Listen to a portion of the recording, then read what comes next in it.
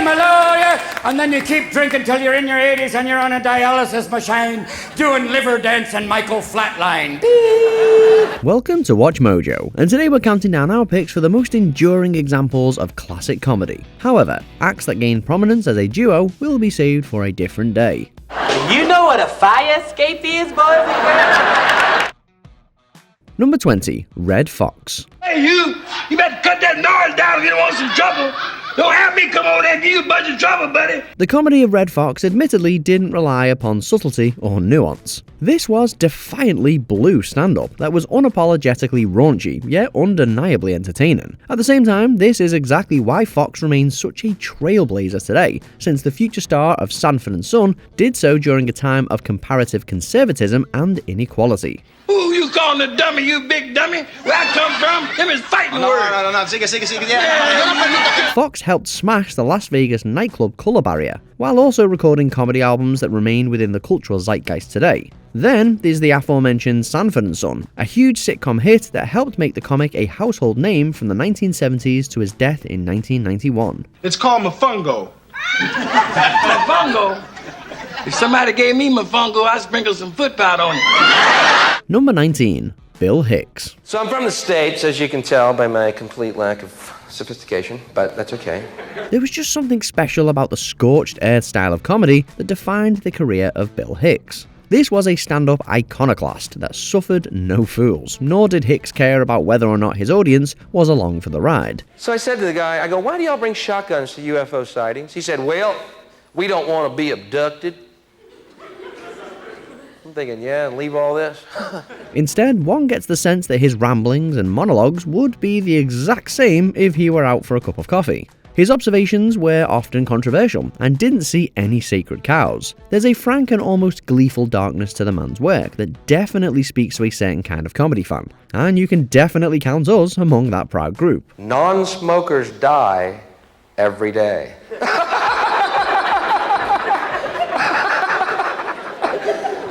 Sleep tight. Number 18, Don Rickles. That Rose, look who's there. Do you know Frank Sinatra? That's terrific. Take a picture. Would you stand over there? And all the Russian soldiers went, He's considered the king of insult comedy, a legend affectionately known as Mr. Warmth. Don Rickles was a television mainstay that had audiences in stitches during his appearances on Dean Martin's long-running series of celebrity roasts. You standing on the White House lawn, throwing rocks at Richard Nixon's window going, Dick! Don't beg. He was also a routinely in-demand act on the stage, performing stand-up dates all the way to his death in 2017. Ask anybody fortunate enough to see Rickles work in person, and you'll find someone that appreciated classic comedy. His delivery and timing were impeccable, and worked great opposite other industry icons like Johnny Carson. It's good to see you, though, John. It's been a while. In fact, I was at the studio gate tonight. It really was. Sit back, you got the job.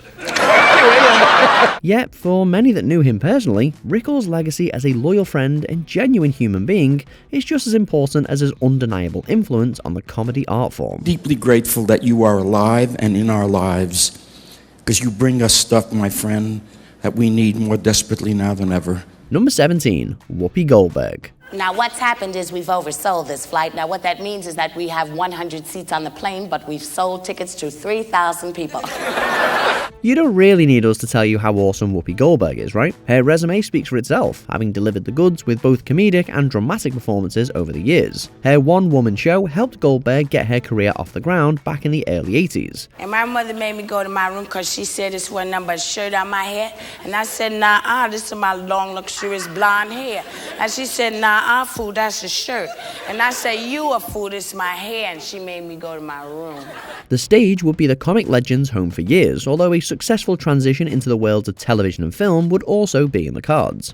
Today, her smooth and effortless delivery is instantly recognizable to comedy fans, while her observations about life, politics, and more are always presented in a manner that feels totally unique to Whoopi alone. I'm now going to toot my own horn. Oh yes, please do. Number 16, Johnny Carson. Well, this is kind of a nice evening to curl up in front of a nice warm fire. What do you say we start by burning the monologue? It speaks volumes that The Tonight Show is still living up to the legacy forged by Johnny Carson back in the early 60s. The late-night legend became a de facto member of his audience's homes on a nightly basis, delivering comedy bits and celebrity interviews that would become iconic. Right now, he's currently with the Western Behavioral Research Institute, running a crime prevention program. We hope. No, that is true. His move from New York was even considered crucial to Los Angeles' stand-up boom in the 70s. His own batting average on his show remains unbelievably strong in hindsight. Additionally, Carson's no-rush interview style enabled him to achieve a rapport with his guests that feels like a benchmark today. Yeah. It's nice to have you here again. Thank you. It really is. We're going to do a commercial here. Gee, we went for a whole minute here and you didn't stand. Number 15. Bob Newhart. He was carrying a woman in his hand. I don't think she works in the building, no, sir. Delivery was everything when it came to the generational comedy talent of Bob Newhart. Sure, the man's career on the small screen will forever be the stuff of television legend, but Newhart's legacy was forged on the stand-up stage. A one-eyed Spanish bullfighter. It's a true story. And he was reapplying for his license. They never explained how he lost his eye. You just kind of had to, put two and two together to figure out what happened. Albums such as The Button-Down Mind of Bob Newhart showcased the man's notable stammer and impressive intelligence. Whether wacky or cerebral, he was a conversationalist that endeared millions. Then there's both The Bob Newhart Show and Newhart, which broadcast this comedian's one-of-a-kind personality into homes around the world, and made Bob Newhart a legend in the process. Michael, stop crying or I'll cut your nuzzling time short. Number 14. Steve Martin. Yeah, I'm back. Uh-huh. Yeah, they're gonna be here for a while, don't worry. The comedy work of Steve Martin resides within a number of creative spheres, including the Analog Comedy album. These records, tapes and CDs likely exposed many to their first stand-up experiences, including albums like A Wild and Crazy Guy.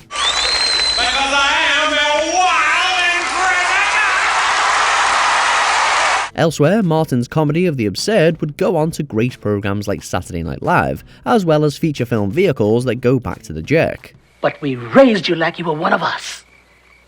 You mean I'm gonna stay this color? The man's still working today as well, often alongside friend and fellow legend Martin Short, making new generations laugh with his wit and comedic grace. So do you put Aurora on her envelope when you tip at Christmas? I don't tip. What? I think it's elitist. I send out autographed photos instead. Number 13. Chris Rock.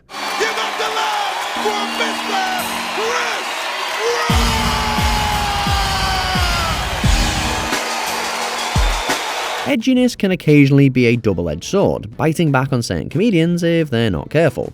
Thankfully, the comedy of Chris Rock has managed to endure for decades at this point, from the man's line-stepping early days to the elder statesman status he enjoys today. A black man fell in black history. That's sad, because fat people don't fail cooking. This, of course, isn't to say that Rock is past his prime. Far from it. Instead, we absolutely love going back and watching Bring the Pain or Bigger and Blacker, while at the same time anticipating what's around the corner for this comic legend. From Saturday Night Live to movies like CB4, Chris Rock will never fail to make us laugh. Yo, Gusta, you need us, baby. Nope, he'll slap me. Number 12. Joan Rivers. There are very few funny, really funny ladies around, thank God. And, and we're gonna keep it that way. This queen of comedy was another icon whose career took off during the halcyon era of the comedy album. Joan Rivers was even nominated for a Grammy in 1984 for her LP What Becomes a Semi-Legend Most. She truly honed her craft on The Tonight Show, however, appearing and even filling in as host for Johnny Carson. I'm so glad to have you here. You look great. I'm watching you on the monitor. You look years younger. Oh, really? Meanwhile, younger viewers will likely point to Rivers' late career resurgence on the E! Network, where her fearlessness endeared her to a whole new generation of admirers. And you stole the face of the Burger King. I am not happy with this.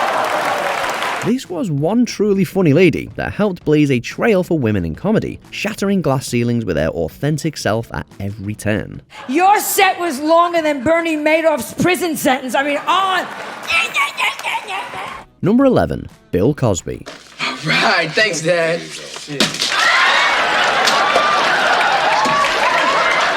There are many out there who believe that the scandal surrounding Bill Cosby negates the art he put out into the world, and this is a fair and valid point, one that often comes up when discussing the separation of art from artist. Yet, there are also many comedians who probably wouldn't be doing what they're doing now without Cosby's influential work on stage, screen, and television. And so I shall lead with the queen of going to the garden and get the spade.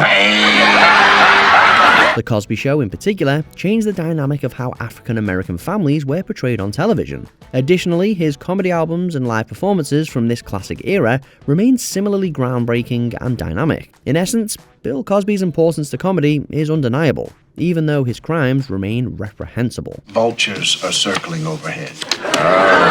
Number 10. Rodney Dangerfield. Hey, kid, I'm Al Chervik. I'm playing with Drew Scott today. This is my guest, Mr. Wang. No offense. There was arguably no other comedian of his day that embraced a catchphrase like Rodney Dangerfield did. Yet, to dilute this legend's career to simply getting no respect wouldn't be entirely fair. Now, the other day I took a laxative, started to work in a bank, and banks have no men's rooms, you know. Only for the employees. If you work, they can use the men's room. Yeah, I had to go so bad I applied for a job. Instead, it's remarkable to re-watch Rodney Dangerfield's rapid-fire delivery and quips to this end. The man could take a very simple bit of self-deprecation and turn it into an art form, building skyscrapers of funny with building blocks of jokes. When my wife makes love to me, there's always a reason for it. Yeah, one night she used me to time an egg. Dangerfield also had a huge acting career, appearing in such comedy hits as Caddyshack and Back to School. We think that just about everybody respects this comedy legend now. Oh, my arm! It's broken! Number 9. Tina Fey. And you know why? Because I'm a pusher. I push people. The term legend doesn't necessarily refer to the days of black and white television anymore. Instead, comparatively modern voices such as that of Tina Fey also earn that title, as well as the respect of their peers. Well, then take the GE jet. The CEO insists. They have popcorn on the plane. I want to go to there. Fey probably first caused a comedic stir with her writing, specifically on Saturday Night Live. She became the show's first female head writer and eventually parlayed her success into both film and television. Fey remained grounded throughout it all and remarkably consistent. From 30 Rock and Unbreakable Kimmy Schmidt to Mean Girls, she has been undefeatable and undeniable. Okay, go home. Number 8. Jerry Seinfeld. But the reservation keeps the car here. That's why you have the reservations. I know why we have reservations. I don't think you do. His is a name that will always be part of discussions about the best comedians of all time. Jerry Seinfeld is basically synonymous with the art form, an endlessly influential comedian whose stand-up and sitcom have gone on to influence the cultural zeitgeist. How good can it be for your confidence that every paycheck you get has the word unemployment on it? Seinfeld's explosive success during the 1990s would see scores of clones attempt to replicate his observational style, but none could quite achieve comedy about nothing in quite the same way. Count me in on this. You'll be out before we get the check. So yeah, Seinfeld is unequivocally one of the GOATs. A man with a microphone and a seemingly endless imagination. So we're happy and everyone loves Thanksgiving, but let's remember it's an absolute horror. Number 7. Eddie Murphy. Jesus Christ. He helped save a floundering Saturday Night Live during its infamous 6th season. He delivered one of stand-up comedy's most popular and influential specials with Delirious. Oh, and then he just managed to become one of cinema's biggest movie stars. I met him once at Saturday Night Live. I walked up and said, James, I love your stuff, James. Eddie Murphy was just a bad man, a comic that defined cool and hip for the 1980s. The man's career wasn't just about hits like Beverly Hills Cop or Trading Places, however, but rather a perfect storm of material and delivery. Eddie Murphy's swagger was uncompromised and impossible to tie down. He's a comedy rock star with endless talent and style to spare. Number 6. Carol Burnett.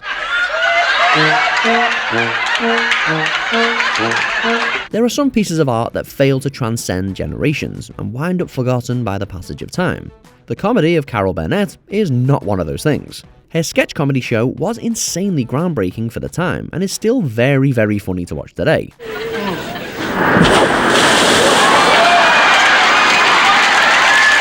Burnett served as a pioneer for women in comedy, while the Carol Burnett Show featured a bevy of funny co-stars, including Vicki Lawrence and Tim Conway. Oh, on second thought, I don't think I will take a look at it. Well, now what? Well, my mother gave me these for graduation. Well, so what? Well, you're going to get them all icky. Burnett's knack for physical comedy was amazing, but of equal historical value was her memorable question and answer sessions with her studio audience. Trust us when we tell you that rewatching the Carol Burnett Show is mandatory for a balanced comedic diet. Can I fit a doorknob in my mouth? Oh, what a cute little girl she is. I don't know. First, I want to see if I can get a gag in yours. Number 5. Lenny Bruce. We often wonder what would have become of icons whose careers were cut short at a young age. Lenny Bruce influenced generations of comedians that grew up on the man's work during the 1950s and 60s. His reputation as a fearless firebrand was notable for the time, since his material would eventually go on to move the cultural needle of stand-up. I'd like to show you people some really dirty pictures that relate to your daughter, my daughter. These are some pictures of the Kennedy assassination. These were sets that didn't rely on shtick, but rather thought-provoking wordplay with a side of envelope-pushing dialogue that some saw as vulgar. Today, the idea of a comedian actually being arrested for obscenity seems beyond the pale. But it was Bruce that paved the way for allowances afforded to stand-up purveyors today. You know, they asked me to make the marches, but I just couldn't make that scene because it's always the same old crap. Ray Charles bumping into little Stevie Wonder all day long. I mean, it's the worst. Number 4. Lucille Ball.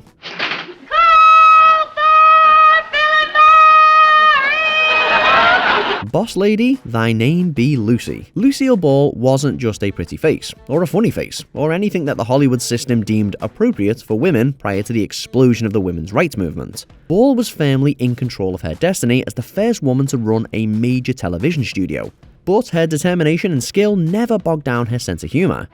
It's so tasty, too. I Love Lucy remains ridiculously funny, even today, while Ball's work as a physical comedian laid the groundwork for so many funny people to emerge in her wake.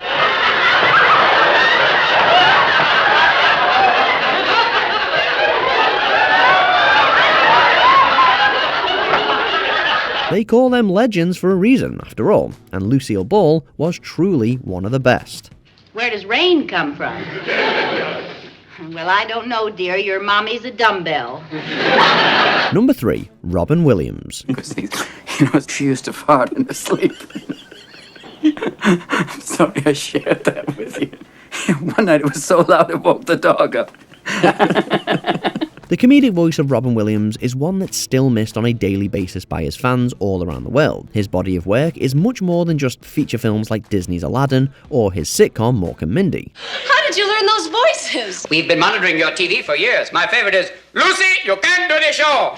Ricky, Babaloo! His stand-up was also hugely influential, a controlled source of chaos that possessed boundless energy and unique enthusiasm. Hold on a minute, Mary, hold on a minute. So I'm the stepfather of God's kid? Yeah.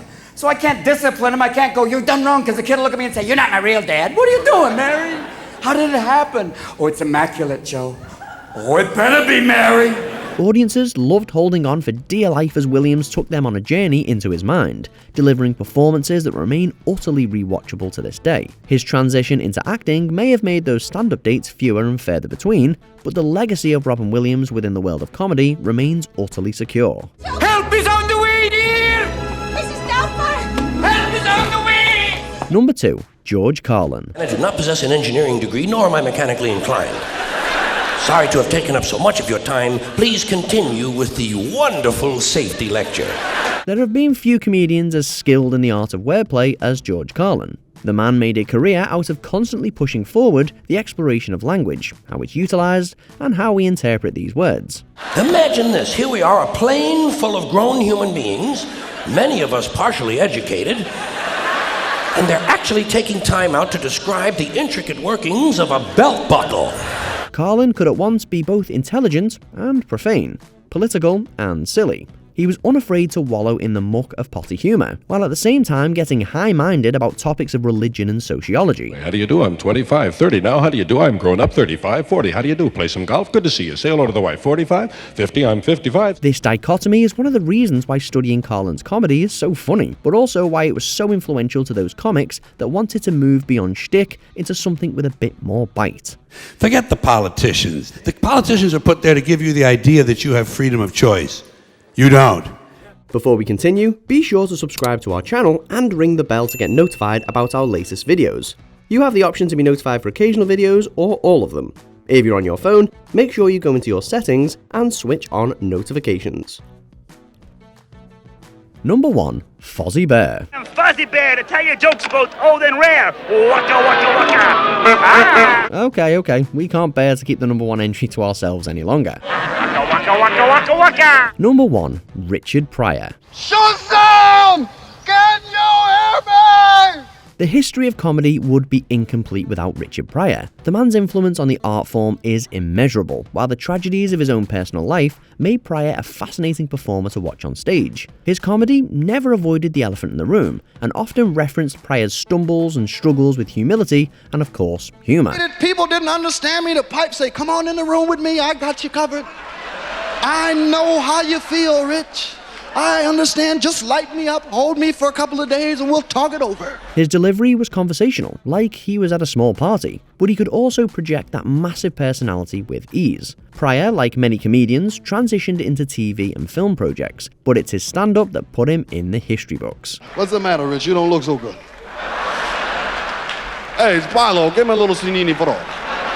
You got a way home? You want us to give you a ride? So, who's on your Mount Rushmore of comedy? Let us know in the comments. He's yelling something about the cross. I didn't catch it. Did you enjoy this video? Check out these other clips from WatchMojo and be sure to subscribe and ring the bell to be notified about our latest videos.